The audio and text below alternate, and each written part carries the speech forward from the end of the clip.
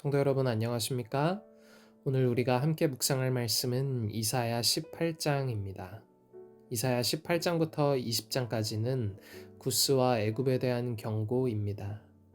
총 3부로 이루어진 경고 중에서 18장은 제1부에 해당하며 7절로 된 짧은 장입니다.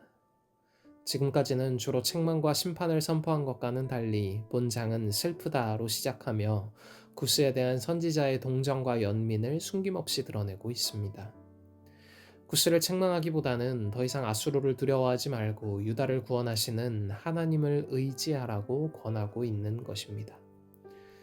중간 부분은 교만한 아수르에 대한 심판의 경고입니다.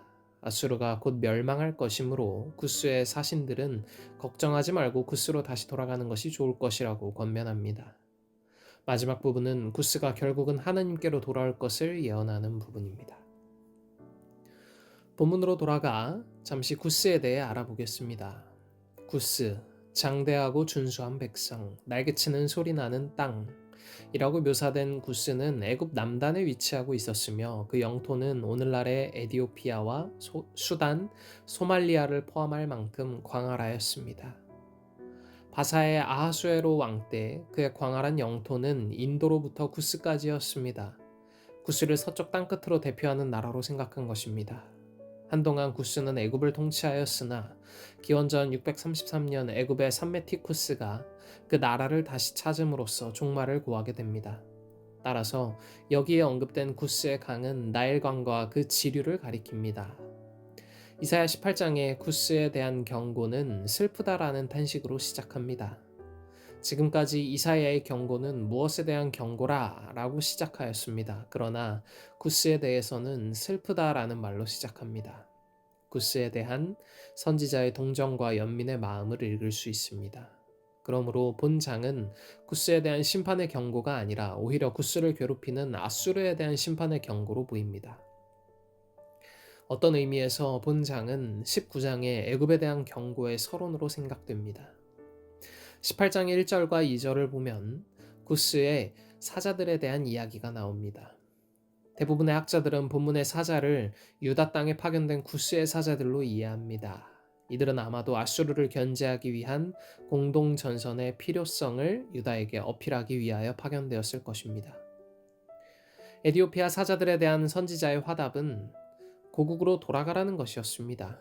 이어 3절에서 6절까지를 보면 멸망에 대한 예언이 나옵니다. 이 부분에 아수르의 이름이 나오지 않았지만 상당수의 주석가들은 이 부분을 아수르에 대한 심판 예언이라고 생각합니다. 일부 학자들은 구스에 대한 멸망 예언이라고도 생각합니다. 그러나 전체적인 문맥이나 구스의 사신들을 다시 돌아가게 한 것을 봐서 이것은 구스보다는 아수르 같은 강대한 나라에 대한 심판이라고 생각됩니다. 하나님께서는 불의하게 흘러가는 역사를 조용히 바라보시다가 결정적인 순간에 그 불의한 국가나 역사를 심판하시는 분이심을 우리는 이 부분을 통해 알 수 있습니다. 이어 선지자는 구스에게 만군의 여호와의 이름을 부르고 그를 의지하라고 권합니다. 그리고 마침내 구스가 시온산에 와서 하나님께 예물을 드릴 것이라고도 예언합니다. 사랑하는 성도 여러분, 이사야 18장을 쭉 읽고 깊이 묵상을 하다 보면 우리는 무엇을 의지해야 하는가에 대해서 깊이 고민하게 됩니다. 이 세상은 허전하고 슬픈, 공허한 것이어서 우리의 힘으로 살아가는 것은 불가능한 세상입니다. 하지만 그럼에도 이 세상이 강하게 보이고 재물이나 권력 등 이 세상에 의지하며 살아가다가는 이 세상과 함께 멸망하게 됨을 우리는 알 수 있습니다. 그렇기에 선지자가 구스에게 권한 것처럼 우리 모두는 하나님께 돌아와서 그분을 의지하며 살아야 합니다. 그것만이 구원과 생명을 찾을 수 있는 유일한 길입니다.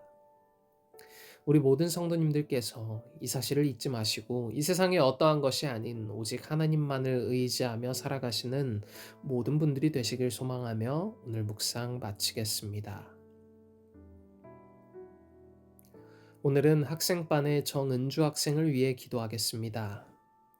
하늘에 계신 하나님 아버지, 오늘 우리에게 새로운 하루를 허락하시고 새로운 한 주를 시작하는 복되고 귀한 시간에 말씀과 기도의 재단을 찾을 수 있도록 하여 주심에 감사드립니다. 하나님, 오늘은 학생반의 정은주 학생을 위해 기도합니다. 자신의 의지할 곳을 하나님의 품으로 정한 정은주 학생에게 함께하여 주셔서 늘 주님과 동행하는 삶 살 수 있도록 하여 주시고, 어느 환경과 어떠한 상황 가운데 있든지 늘 하나님만을 기억할 수 있도록 하여 주시옵소서. 저희를 죄에서 구원하신 예수 그리스도의 귀하신 이름으로 간절히 기도드립니다. 아멘.